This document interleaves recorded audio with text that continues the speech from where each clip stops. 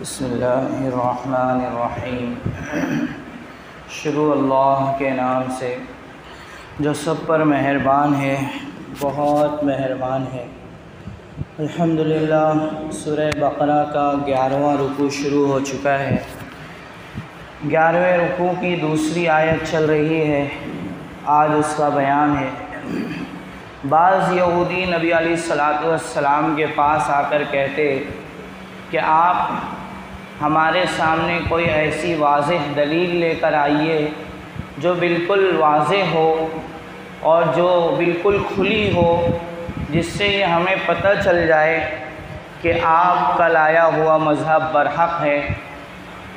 تو اللہ تعالیٰ اس کا جواب عطا فرماتے ہیں اور ارشاد فرماتے ہیں وَلَقَدْ أَنزَلْنَا إِلَيْكَ آيَاتٍ بَيِّنَاتٍ۔ یہ ایک واضح دلیل کی بات کر رہے ہیں، حالانکہ ہم نے آپ پر اے محمد صلی اللہ علیہ وسلم واضح دلائل عطا فرمائے ہیں۔ صرف ایک دلیل نہیں بلکہ دلائل ہیں، دلیلوں کی کثرت ہے، اور ایسے دلائل ہیں جو حق کو ظاہر کرنے والے ہیں، حق کو آشکارا کرنے والے ہیں۔ بات کیا ہے؟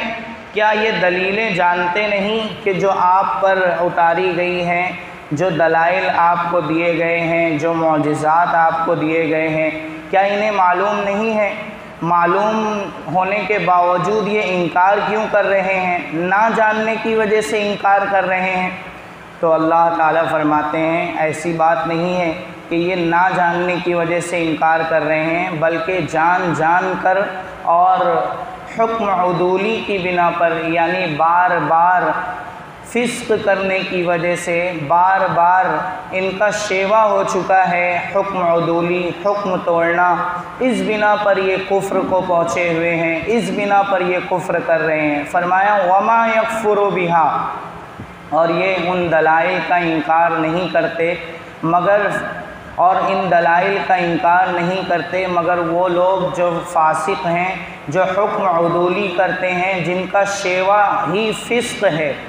اس سے یہ سبق ملا کہ جو لوگ بار بار حکم عدولی کرتے ہیں، جن کی زندگی کا شیوا ہی فسق اور گنہگاری ہوتا ہے، وہ کفر تک پہنچ جاتے ہیں۔ اللہ تبارک و تعالی ہم سب کی حفاظت فرمائے فسق سے اور کفر سے۔